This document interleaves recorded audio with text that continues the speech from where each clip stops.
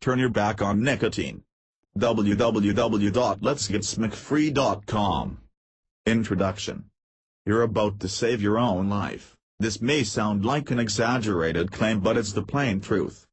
If you learn from and follow even a few of the techniques in the book, you will be well on your way to being smoke-free and avoiding the grim reaper for as long as possible.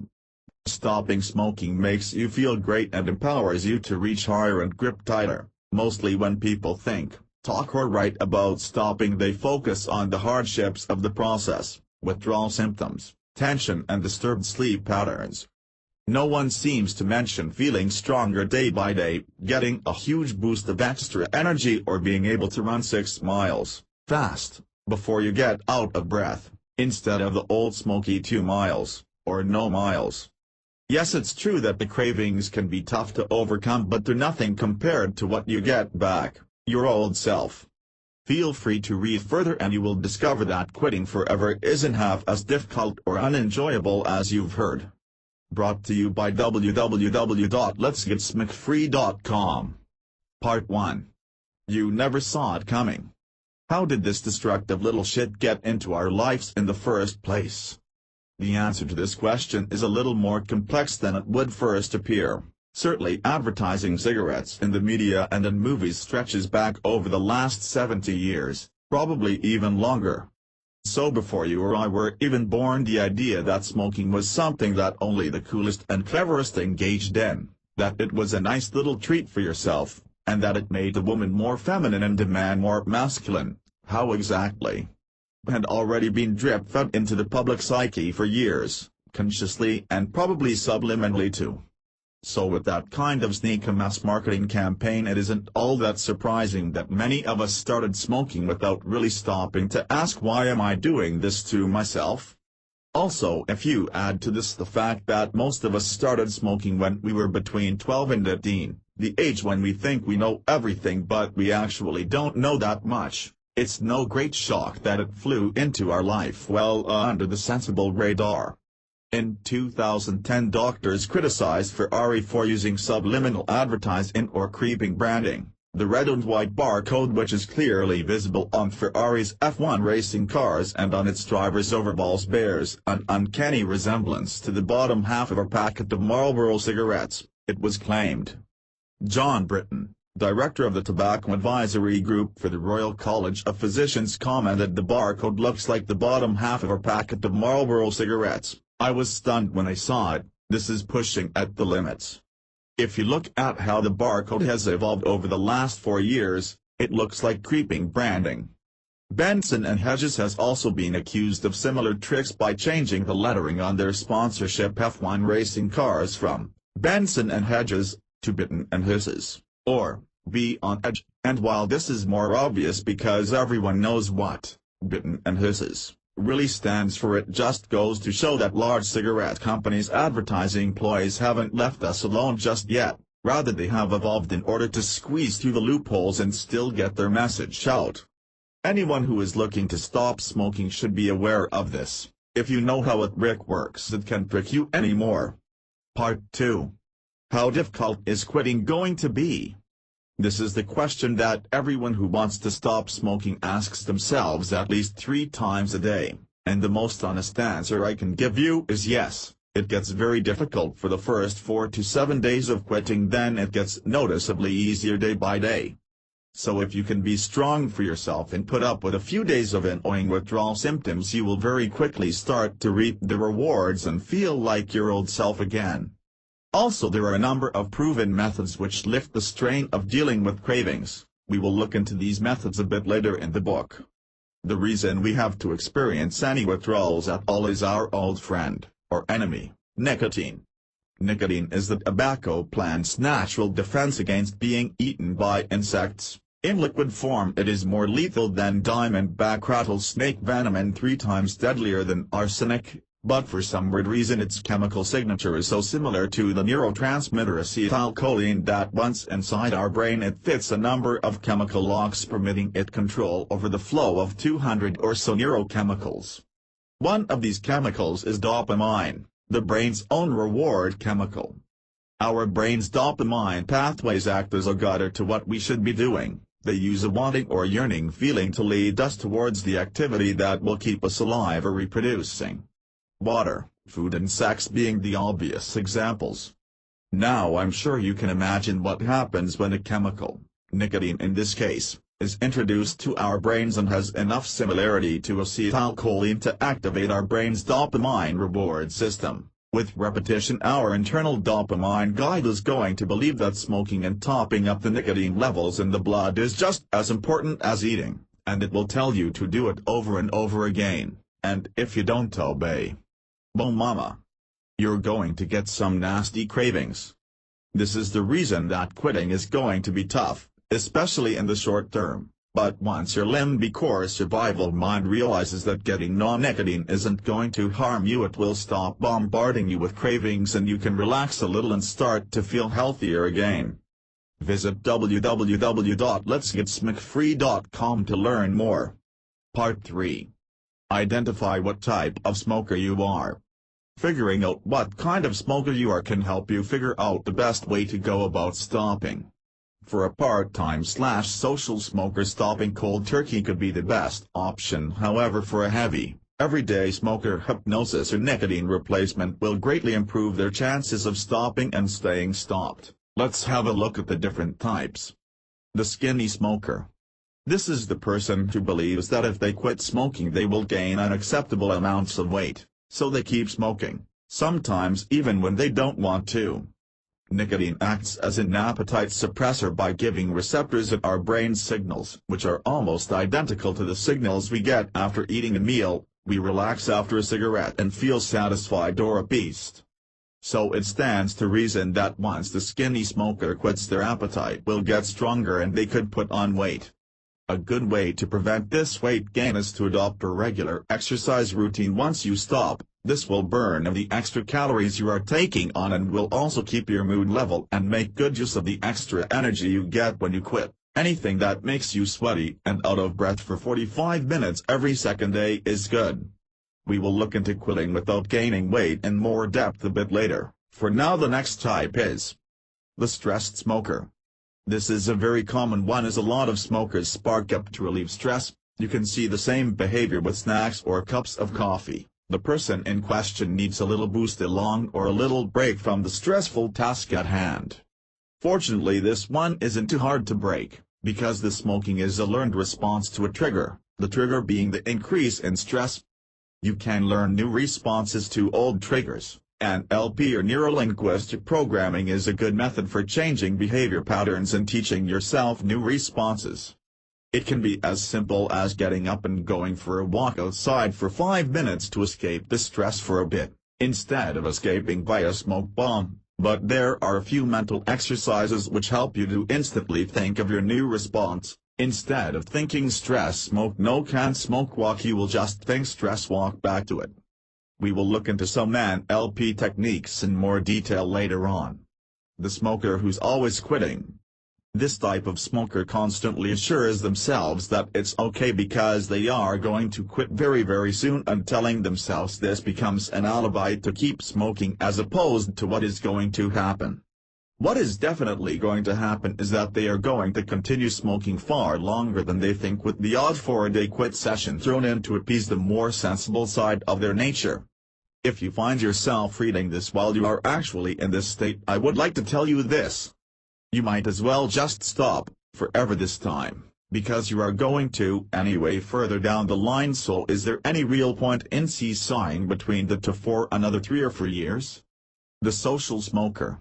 People who fall into this category never experience the same annoying cravings as a daily smoker. They smoke when they want to, not when the nicotine tells them to. However, more people would like to be in this category than actually are. People who truly are social smokers never smoke alone. They only smoke when they are doing something they deem to be social, recreational and relaxing. They never smoke sitting by themselves on a boring drive home like a regular, mortal smoker would. If you truly fall into this category, you can stop cold turkey whenever you like, with little or no fuss. If however you now realize you can't stop quite as easily as this, then over time you have crossed the line somewhere and become addicted, and therein lies the problem with social smoking. The emotional smoker. For those of us that have more extreme shifts in mood, for whatever reason, dealing with nicotine withdrawal can be all the more difficult because what for someone else is a slight downer can seem to you like a plummeting spiral. The flip side of this is that once you do get free of the withdrawal stages, you'll feel much better about your accomplishment, and if you know you're going to be having strong mood shifts, it's better to behave in a way that creates good moods as opposed to bad ones.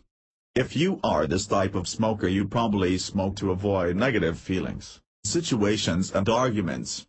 For you, smoking has become something to turn to when things are happening that you either don't like or have no control over. The challenge for you is to become comfortable with yourself when you're not smoking, and also you have to ask yourself if being around something or someone is so annoying to me that it forces me to smoke, is it really worth being around that?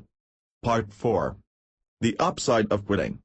Whenever the subject of stopping smoking comes up, the mind always goes to the harsher aspects of the subject, how difficult it's going to be and how long your cravings are going to last and whatnot. But the flip side to this smoky coin that a lot of people forget about is how amazing they're going to feel after the first week or so of annoying cravings have passed.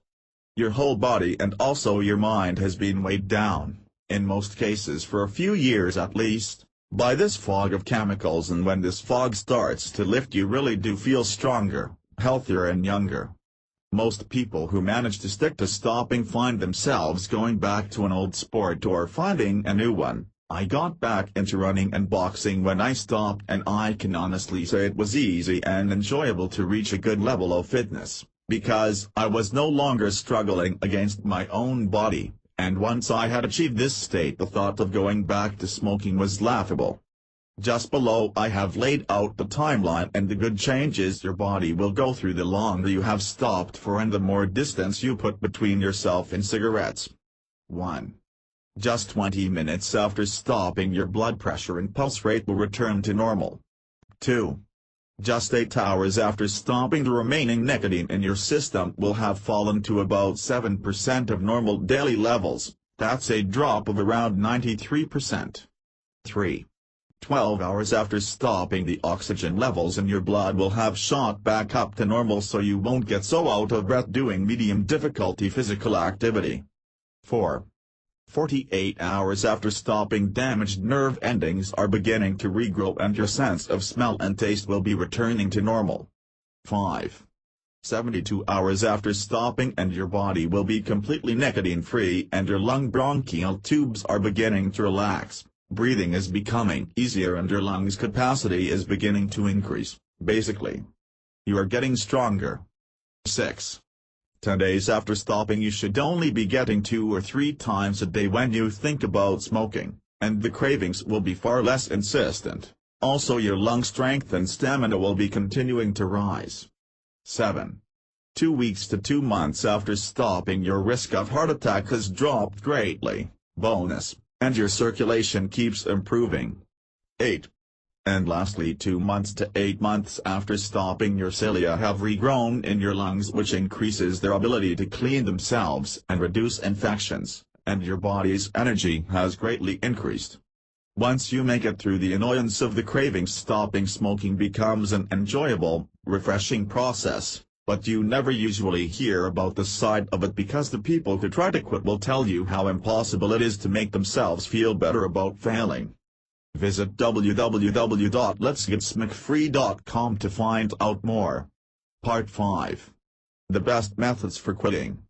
In this section we're going to have a look at the best methods for stopping smoking, which have been tried and tested. If you see one you like the sound of, you can skip straight to that chapter later in the book, or you can have a read through all of them if you want. Some of the methods that appear to be a little unbelievable are actually some of the best ones, like stopping with hypnosis for example. When I personally first heard about this method, I thought, isn't hypnosis something that stage magicians use at weddings and parties to give people a laugh? But once I had looked into it, I discovered that it's one of the best techniques for easily overcoming your cravings. So it might be a good call for you to give all the methods a look, even if they sound slightly out of the box at first, because the one you overlooked might be the one that would have worked for you. Quitting with NLP. The main focus of NLP is replicating the most effective behavior patterns in any field, for example Tiger Woods and golfer Richard Branson in business, and teaching you how to replace a part of your behavior, which is bad or detrimental, with behavior from the best role model in the field. By learning a few simple techniques you can greatly change the quality of your life, or get rid of an unwanted behavior pattern, smoking in this case. NLP has a few good techniques for beating addictions. To learn more about them, just head for the NLP chapter. Quitting with nicotine replacement. Nicotine replacement reduces your withdrawal symptoms, which helps you to stop smoking. I won't linger on this one because nearly everyone who smokes has heard of nicotine patches and gum. If you feel like this method could work for you, head to the nicotine replacement chapter and we will have an in-depth look at the pros and cons. Quitting with hypnosis. If you decide to use either self-hypnosis or a session with a hypnotherapist to quit, or both, your chances of success are going to greatly increase. In most cases it only takes one session with a hypnotherapist to quit, because they access your subconscious and suggest that you don't want to smoke anymore. Once you achieve this mental state, there's no need for a prolonged battle with nicotine cravings. To find out more, head for the hypnosis chapter. Quitting cold turkey. This is definitely a good option if you are stubborn. If you are not, it can be a very difficult way to quit. The plus points about quitting cold turkey is that once you succeed, it is very unlikely you will start again, because you went through such a tough time you won't want to ever again. The other positive about quitting this way is you can feel every stage clearly, unlike with nicotine replacement. And as soon as the intensity of your cravings wear off, you can feel it right away and you very definitely know you are going in the right direction. Head straight to the cold turkey chapter if this method sounds right for you, and you like a challenge. Using acupuncture to quit. Not always the first place your thoughts go to when you think about quitting, but acupuncture is a treatment handed out by many courts in the USA for treating drug addicts because of its ability to reduce cravings and alleviate withdrawal symptoms. The acupuncture needles used are hair-thin. They are lightly inserted into various points in the ear's head body to release endorphins which help with cravings.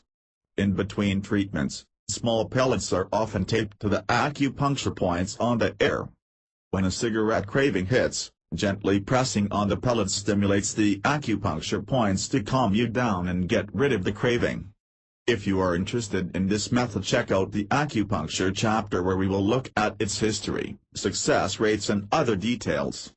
Using medication to quit. These medications help you to stop smoking by reducing cravings and withdrawal symptoms without the use of nicotine.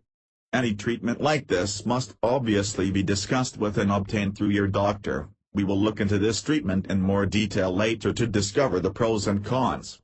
If you have tried to quit before with one of these methods and failed, then it might be a good idea to try a totally new method. Most people stop and start a good few times before they nail it, so there is no harm in shopping around until you find the technique that sticks for you. Part 6. Today's better than tomorrow. One of the worst excuses I've heard, and said myself, is the dreaded and famous, "I'll stop tomorrow." This little beauty is usually spoken about 3 seconds after the smoker in question has extinguished the last cigarette of the night. You never hear a smoker say this when they haven't had one for 6 hours and it's only 3 in the afternoon. In the land of quitting smoking, tomorrow's always just out of reach and never quite gets here. Another excuse that is similar but not quite as far into fantasy land as, "I'll stop tomorrow," is, "I'll cut down, and then I will stop." For some reason this very rarely works. It always starts with the very best of intentions, 6 a day for a week, then for a day the next week and so on, but instead of going 6 4 2 0 it usually goes 6 6 8 11 14. So this one is just as useless as the first one. Another good, or bad, one is, smoking relaxes me. We all know how relaxing it is to rake through all the junk drawers in the house looking for your emergency cigarette, which you already smoked, because you have run out and don't get paid until tomorrow. Yes, very relaxing indeed. This reason's rubbish too. You only feel slightly relaxed when you smoke because the cigarette is topping up the nicotine levels in your body and postponing the dreaded withdrawal for another 20 minutes or so, the nicotine levels that wouldn't be there in the first place if we didn't smoke. So basically, if you're going to quit tomorrow, today's going to last a bit longer than a normal day, probably about 3 years long. The best thing to do is give the power of now a try and stop today. Head over to www.letsgetsmokefree.com for more info. Part 7. NLP. After graduating from the University of San Francisco, with a bachelor degree in psychology, and then serving as a captain in the U.S. Special Forces during the Cold War in Europe, John Grinder moved on to work for a U.S. intelligence agency. He then returned to college to study linguistics, the scientific study of human language, in the late 60s and received his Ph.D. in 71. In 1972, while he was working as assistant professor in the linguistics faculty at the University of California, he was approached by Richard Bandler for help in modeling Gestalt therapy, at the time an experimental therapy which focused on the individual's experience in the present moment, and this led them to model or copy behavioral patterns of Fritz Perls, the creator of Gestalt therapy, Virginia Sitter, a leading figure in family therapy, and Milton Erickson, who was a leading figure in hypnosis and psychiatry. This work was the foundation of what would become neurolinguistic programming. Richard Bandler and John Grinder began hosting practice groups. It was here they were able to practice their newly discovered behavior patterns and teach them to the group's participants. They also used the information gained from these practice groups to publish several books. It was during this period that a creative group of students and psychotherapists formed around Grinder and Bandler, and all of them made valuable contributions to the growing field of neurolinguistic programming. In the 1980s, the group separated and continued with NLP in their own directions. NLP helps people to overcome their addictions by helping them to change their addictive behavior. This is done by looking at your reasons for behaving this way. Are you smoking to avoid something else? Feeling stressed, bored, lonely or sad? These are all examples of moving away from behavior. A lot of people focus more on moving away from what they don't want, instead of asking themselves the questions that will draw them more towards what they do want. The first principle of NLP is in fact to know what outcome you want. This is very important because many people have not thought about what they definitely want. Others have no idea what they want but know what they don't want. Your life becomes about moving away from those things they don't want. NLP focuses on the importance of moving towards those things you want.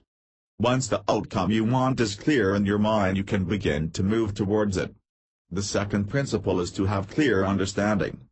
This means to know if you are moving towards or away from your outcome. This is achieved by mentally taking a step back from yourself and looking at your behavior to see if you are in the desired state for moving towards your goal. If your current behavior is not moving you towards what you want, you need to change it. The third principle is flexibility of behavior. This means to vary your behavior until you get the response you want. If your current behavior is leading towards your goal, then you should continue. If it isn't, then you should do something else. The fourth and final principle of NLP is to take action now. This is a very important step because when someone says, "I'll do it tomorrow," either to themselves or others, tomorrow usually means never. The key benefit to you is that you can begin to move towards the things that are important to you in life. Today that might be becoming a non-smoker, next month it might be creating more money for yourself or your loved ones. What you want is definitely within your reach by adjusting your behavior and identifying your goals, and sometimes it only takes a small positive adjustment today to get a very big positive response a few months down the road. Check out www.letsgetsmokefree.com for more quitting help. Using the swish method to replace your smoking triggers. The method used to combat addictions and cravings is known as the swish technique. This is a valuable technique for managing your own thinking, states, and behaviors. And each time you use the swish, you are training yourself to redirect your mind from negative habits or behaviors to more positive ones. How to use the swish is as follows. 1. Select and visualize a replacement behavior. First, select your replacement behavior. Ask yourself, what do I want to do instead of smoking another stinking cigarette? Once you have selected the replacement behavior, going for a walk for example, visualize yourself acting out this behavior as if you are looking at a square, clear photograph of yourself doing it. 2. Find the trigger for the unwanted behavior. Ask yourself, what occurs just before the unwanted behavior, smoking, begins? And this time you want to visualize a clear, square photograph of what happens just before you engage in the unwanted behavior. For example, you might visualize a picture of yourself just sitting back from the table after finishing a meal. 3. Put the replacement in the corner of the unwanted image. Visualize your replacement photograph, going for a walk, as a small postage-sized image in the bottom corner of your trigger photograph, sitting back from the table after finishing a meal. 4. Switch the two images. Now you want to make both photographs swap places in your mind's eye at the same time. Have the negative image become smaller and at the same time have the positive replacement image become larger and closer until it replaces the negative image completely. Imagine a swish sound as you do this. 5. Clear your mind after each swish round. Blank your mind, fully. Just take slow deep breaths and let your mind clear. Sometimes people tend to hold their breath while concentrating on doing the swish. It is crucial to the success of the swish to clear your mind or turn your attention outside before you do each next round. 6.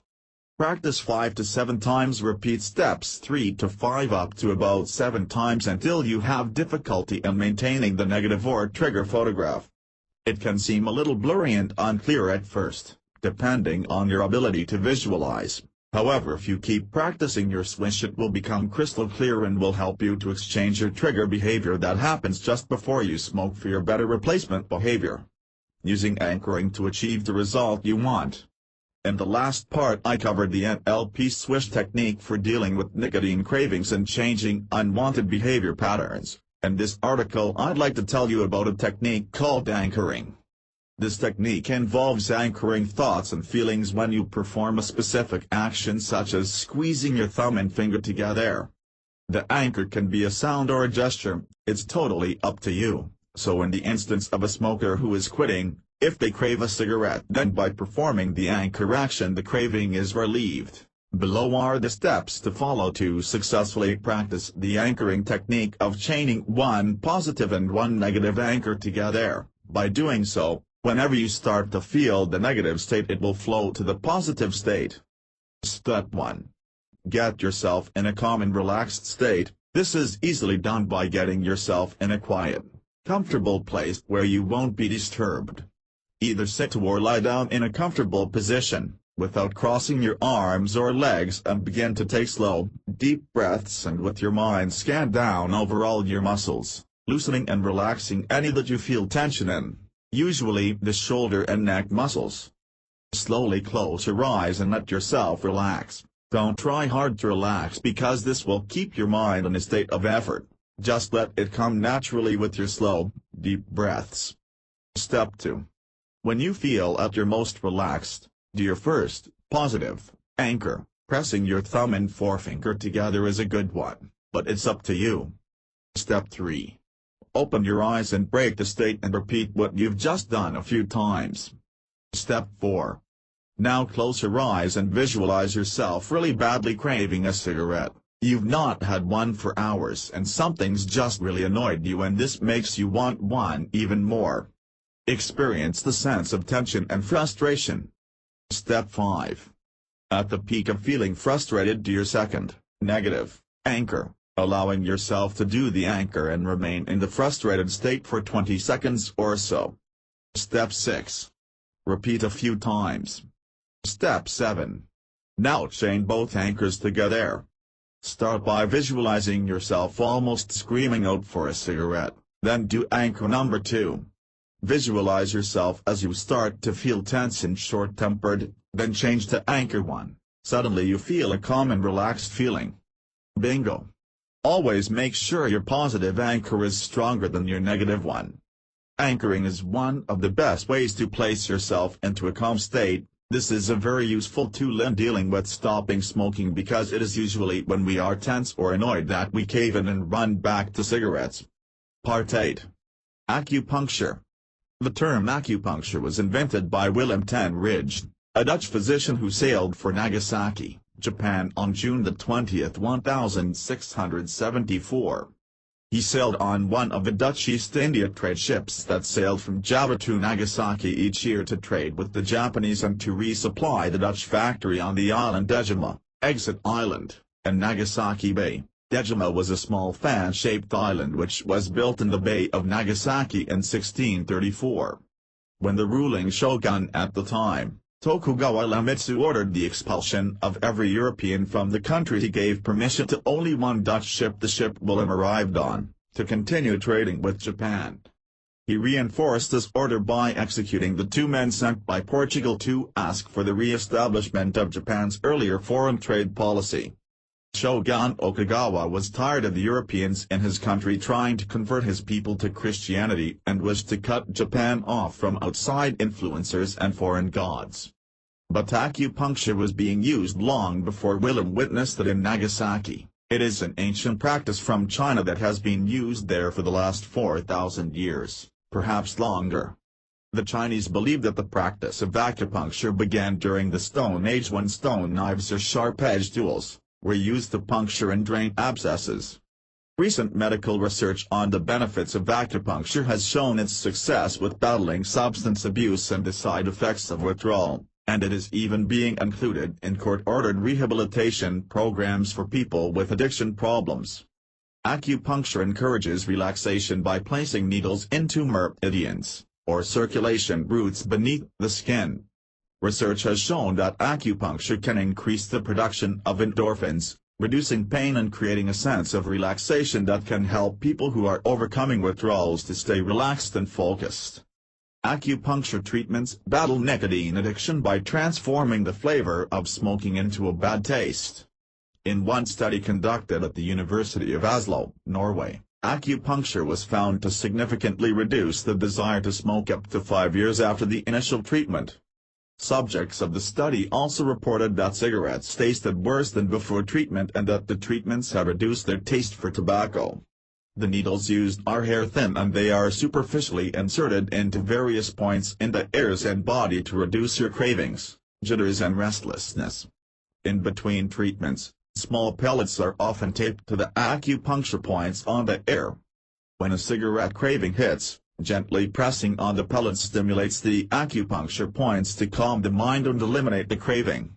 This method has proved itself successful in both the modern and ancient worlds. If you think it could be the stop smoking method best suited to help you, then make an appointment with your local acupuncture clinic. Visit www.letsgetsmokefree.com for more information. Part 9. Nicotine replacement. Many people are critical of N.R.D. or nicotine replacement therapy for the obvious reason that you are still feeding your body nicotine every day. However, this method does work well for some people, so let's take a look at the good points and bad points to figure out if it will help you to quit cigarettes. Good points. The major benefit of NRT is that it greatly reduces the physiological withdrawal effects on your body, and psychomotor, how fast your brain tells your muscles to move, withdrawal symptoms. Another benefit of NRT is that you get less nicotine through the patches, gums or inhalers than you get through cigarettes. So while it's an accurate criticism to say but you're still putting poison into your body, it's a whole lot better than putting more nicotine plus the tar, smoke and fumes and whatever else they put into each cigarette into your body. Even the bigger patches only release about 1 milligram per hour, while a single cigarette can give you 7 milligrams of nicotine in about 4 minutes. Another benefit, and quite a big one, is that as soon as you switch from smoking to NRT, you immediately reduce your risk of cancer. And for anyone reading this who is interested in preventing cancer, here's an interesting fact: cancer cells cannot spread or grow without sugar. So eliminating sugar from your diet is definitely a smart choice. This isn't a diet book obviously, so I won't go on about it, but if you want to learn more, just Google cancer sugar connection. So the good points are greatly reduced withdrawal symptoms, less nicotine from NRT than from cigarettes, and a greatly reduced risk of cancer. Bad points. The main bad point about this method is the obvious fact that you want to be free from your addiction, but you're still putting the addictive substance into yourself. So you won't really be free until you stop using nicotine in every form. However, even if you used a patch a day for the rest of your life, it would still be better than breathing in poisonous smoke via cigarettes. The other failings of this method are the fact that nicotine increases your heart rate and blood pressure and slows down your reaction times. Fagerstrom test of nicotine dependency. Below I have included a test which helps you find out how dependent on nicotine you are. If you score very low, you are unlikely to need NRT to stop smoking. If on the other hand your score is high, it might be a smart move for you to use NRT to get through the first few weeks of quitting. Grab a scrap of paper and a pen and write down your score so we can add it up at the end. Question 1. How soon after you wake up do you have your first cigarette? A. First 5 minutes equals 3 points. B. 6 to 30 minutes equals 2 points. C. 31 to 60 minutes equals 1 point. D. Anytime after 60 minutes equals 0 points. Question 2. Do you find it hard to refrain from smoking in places where it is forbidden? A. Yes equals 1 point. B. No equals 0 points. Question 3. Which cigarette would you find the hardest to give up? A. The first one of the day equals 1 point. B. All the others equals 0 points. Question 4. How many cigarettes do you smoke a day? A. 10 or less equals 0 points. B. 11 to 20 equals 1 point. C. 21 to 30 equals 2 points. D. 31 or more equals 3 points. Question 5. Do you smoke more into the first few hours of waking than you do during the rest of the day? A. Yes equals 1 point. B. N0 equals 0 points. Question 6. Do you still smoke even when you are unwell? In bed with the flu, for example? A. Yes equals 1 point. B. No equals 0 points. Now let's add up your score. 7 to 10 points equals highly dependent on nicotine. 4 to 6 points equals moderately dependent on nicotine. Less than 4 points equals low dependence on nicotine. So there you have it. This should give you a good indication of how addicted to nicotine you are, and if you scored highly, then NRT might be a good option to get you through the first week or two of quitting. You can quit without it if you scored highly, but it will be more challenging mentally and physically. Head over to www.letsgetsmokefree.com for more help with quitting. Part 10. The coldest turkey. This is an excellent way to quit for one reason, because it is very difficult. Most people who leave smoking behind via cold turkey never return because they felt themselves getting stronger as they stopped, so they have a very accurate reading, from personal experience, on how weak smoking makes you. And also because quitting this way was very difficult, especially in the first week, so they never want to go through it again. The phrase cold turkey originated in hospitals when heroin withdrawal was first being witnessed by doctors and nurses. As the body goes through withdrawal, it protects itself by drawing the blood closer to the internal organs. This leaves the skin cold and bumpy, like a plucked turkey. Below I have laid out some of the best things you can do to cope with the mental and physical challenges of stopping smoking in this way. Master of your own time. This one's very important. You should make sure the first 4 to 7 days of quitting cold turkey are when you have time off from work, school, university, or anything that's going to annoy you. This includes annoying people. When you begin to experience withdrawal symptoms and they begin to get stronger, you don't want to be within 100 miles of anything that usually annoys you, because the things that usually annoy you will distort through the lens of the withdrawal symptoms and become really effing annoying. Usually when the person trying to quit finds themselves getting really annoyed, they go back to smoking, telling themselves something like, "I'll just have this one to level me out," which is no use. Getting your timing right and making sure you have at least 4 days of peace and quiet is going to be a massive help. Sweat it out. Starting yourself on a light exercise program is an excellent thing to do when you quit cold turkey. As the smoke and nicotine fades from your system, you are going to notice a rise in extra energy.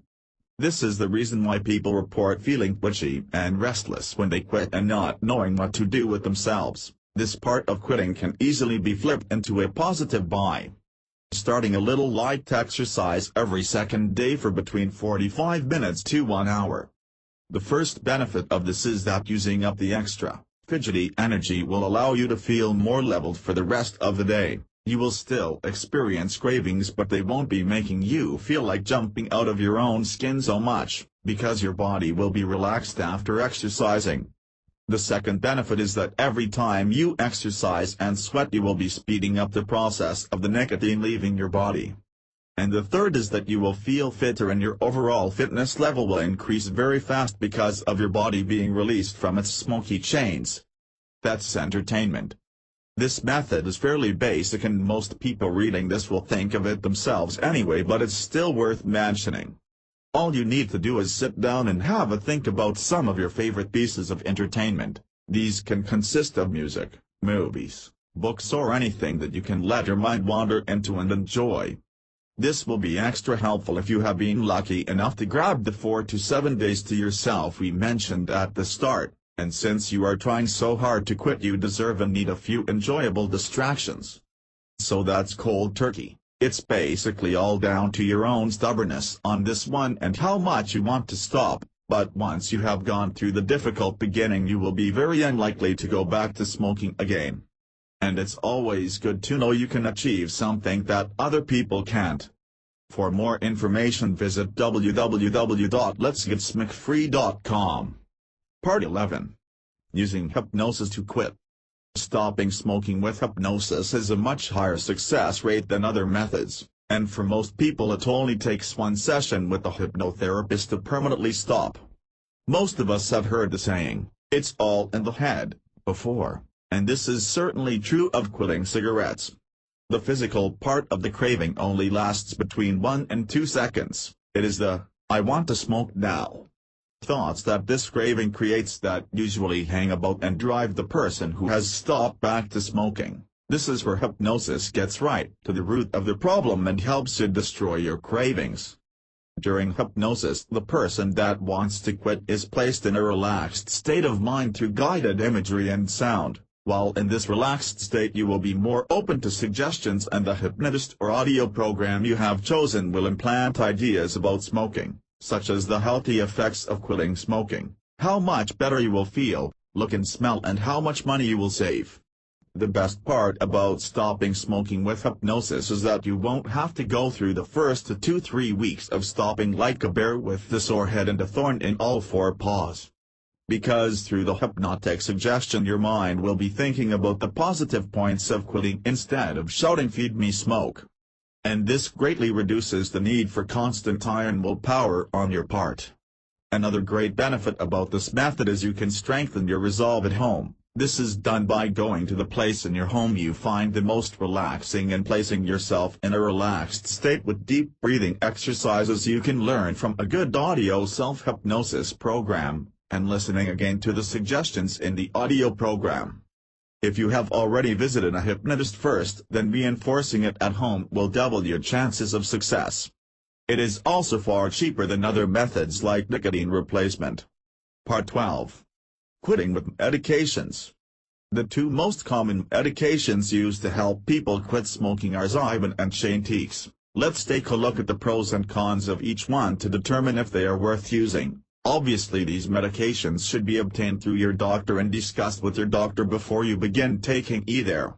Zyban, also known as Wellbutrin, Vixra and Butyriprine, is an antidepressant and stop-smoking aid. It works by blocking the chemical receptors in your brain that remind you it's time for my nicotine. Zyban's benefits include the fact that it is not nicotine-based, so you won't become dependent on it, and it has a good success rate. Its downsides are dryness of the mouth, nausea, disturbed sleeping patterns, dizziness, upset stomach, and risk of seizures. This medication seems to work well for some users and abysmally for others. And while the final choice lies with you and your doctor on whether you use it or not, it might be better flushed right down the toilet if you experience any of the more serious side effects. Chantix. Also known as Champix in Europe, it works by stimulating the same receptors in your brain that nicotine does. By doing this, it both reduces your cravings and takes away the pleasurable effects of smoking. Chantix has not been tested in those under 18 years old or pregnant women and is not recommended for use by anyone who falls into this category. The benefit of this medication is that it eases your withdrawal symptoms to a tolerable level. Unfortunately, the side effects outweigh this benefit by far. I have listed them below so that no one reading this ends up using Chantix before they are fully aware of what it can do to them. Possible side effects include nausea, difficulty sleeping, headaches, abnormal dreams, erratic behavioral, drowsiness, and last but by no means least, suicidal thoughts. In summary then, unless you have tried every other stop smoking method and none of them have worked for you, I would leave this little sweetheart well alone. I am sure Chantix doesn't produce all these side effects in everyone who uses it to quit, but the fact that it has been recorded to produce them at all is a hint that it's not all good when it's floating about in your body. My thought on quitting with medication is, why stop this way when there are far better, cleaner ways to quit? Yes, it's going to make it slightly easier, but if you're one of the people who the side effects catch up with, it isn't going to be worth it, and you can definitely quit without medication anyway. Visit www.letsgetsmokefree.com for info on better methods. Part 13. Strengthen your focus. We gain the strength of the temptation we resist. There are a few good solid ways to improve your focus and motivation to succeed at quitting. Boost your desire for the new you. This is achieved by thinking about all the physical and mental benefits you will gain from becoming a non-smoker. Meditate on it. Think about it when you're driving, walking, or even when you're doing the dishes. Positive thinking does create positive results, combined with action, and the more you want something, the more chance there is that you will get it. Also think about the drawbacks of continuing to smoke, and be honest with yourself about the fact that, if you keep doing the same thing, things are not going to remain the same. They will get gradually worse until one day you are the lobster in boiling water screaming, "How did I get here?" Remind yourself that as soon as you start quitting, you are using and improving your self-discipline, a quality which most people lack, which is the ability to go without instant gratification and pleasure in favor of obtaining your long-term goals, which in this case is feeling better every day and staying alive much longer, for yourself and the people you care about. This shouldn't be a problem for you because the fact that you have read this book right to the end suggests that you really want to quit, so you are already over halfway there.